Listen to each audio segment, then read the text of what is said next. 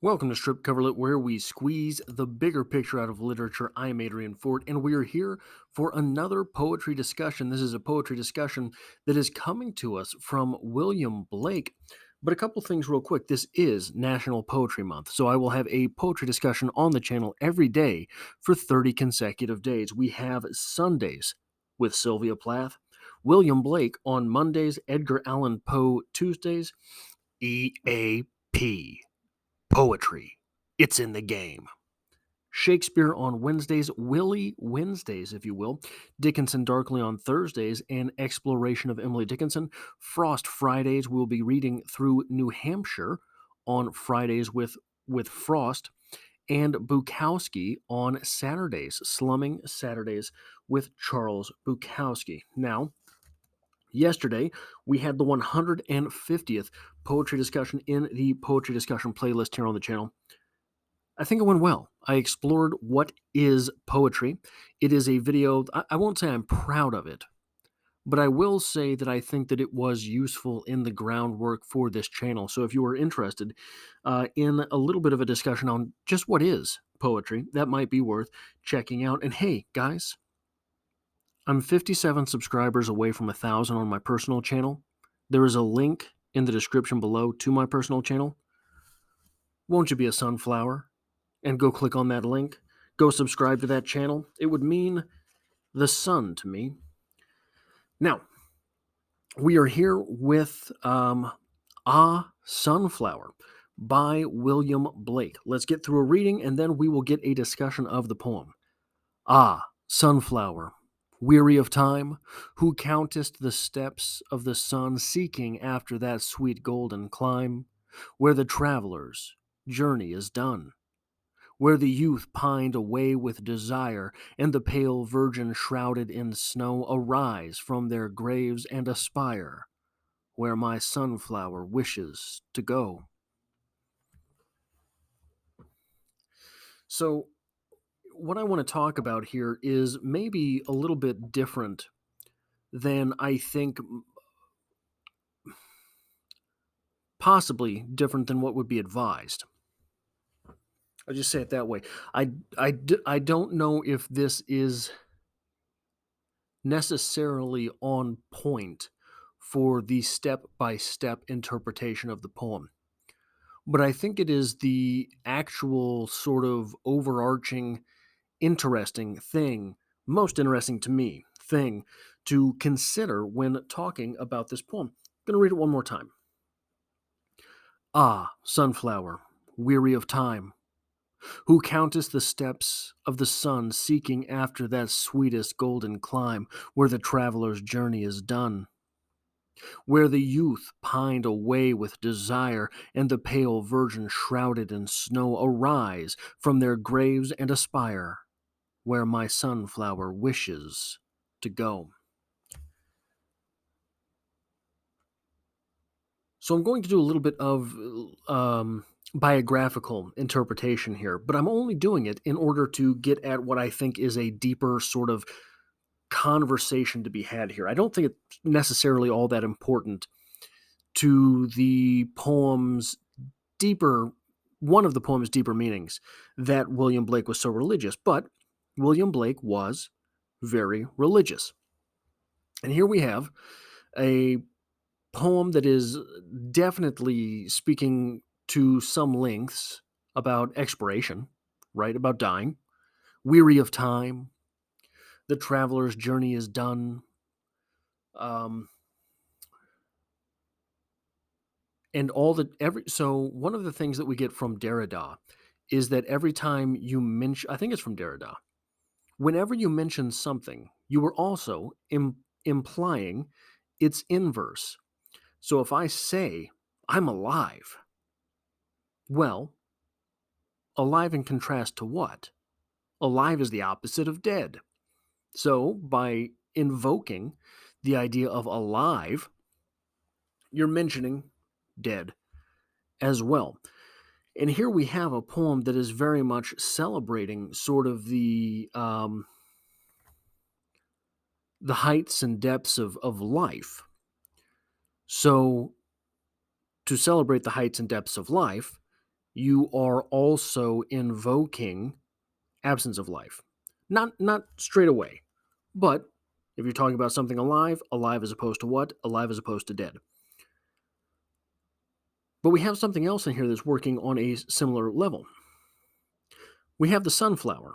Now, the sunflower is not the sun. The sunflower looks like the sun, that's why it's called a sunflower. The sunflower tries to be like the sun. We could interpret it that way. The sunflower tries to be like the sun. But if we take one more step back, we're not here looking at the sun. We're here looking at the sunflower. We're here not praising the sun. The sun just is. The sun does what it does. The sun will be the sun. The sun will rise. We're here celebrating the sunflower. Ah, sunflower, where my sunflower wishes to go. The sunflower, who's counting the steps of the sun, is what is being celebrated in this poem. So, if we allow ourselves that knowledge that William Blake was very religious, and we understand that we are here praising a flower that is attempting to look like the sun, but not being the sun, that is mirroring the sun, that is mocking the sun, is it fair to assume that the poem is about this deep love and admiration for someone who is attempting to be godly? Easy to interpret the sun as God, right? The most ancient religions we know about worshiped the sun. So there are interpretations of Christianity of on levels being a sun cult, right? Whether you want to spell it S-U-N or S-O-N. So if we are here reading a poem about our speaker, praising an individual, a sunflower, who is attempting to be like the sun, like God,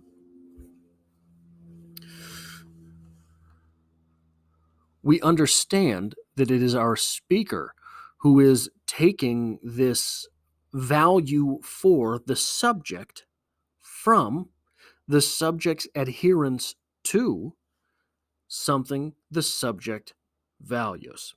The sunflower here values the sun.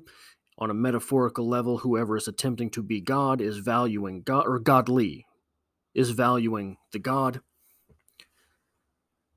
But is it necessary? Is it absolutely necessary that we be that specific? We all have things to which we aspire.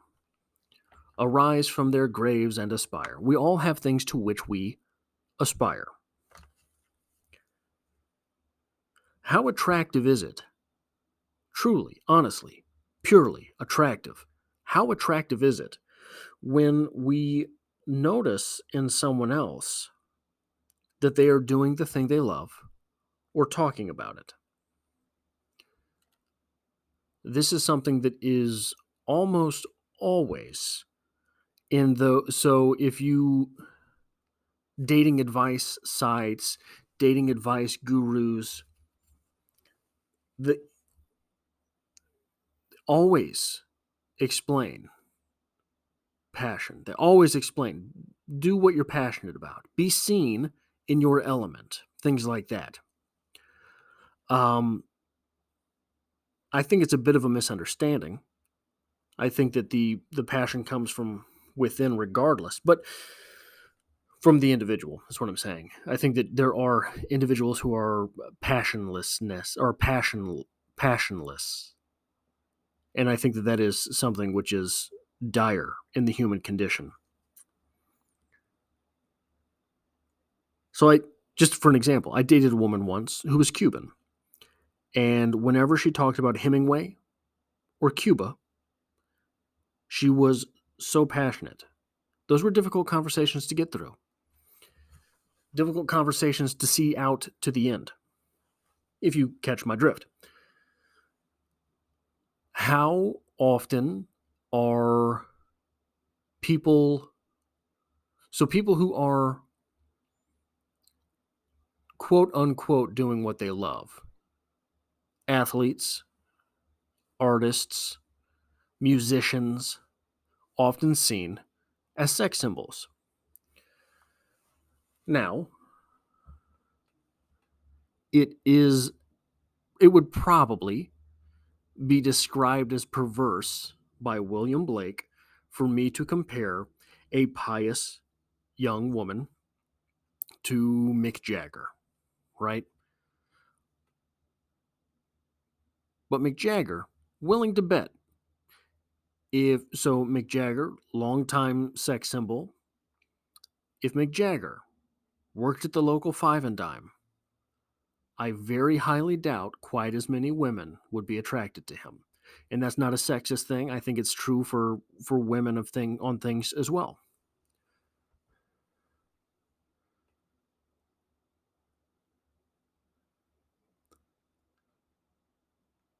So I think, if I'm allowed to think live, I think that this connection between Mick Jagger, the pious girl, is only quote unquote perverse insofar as it is being observed by the person. So many of those screaming Mick Jagger fans would not find a pious man particularly attractive.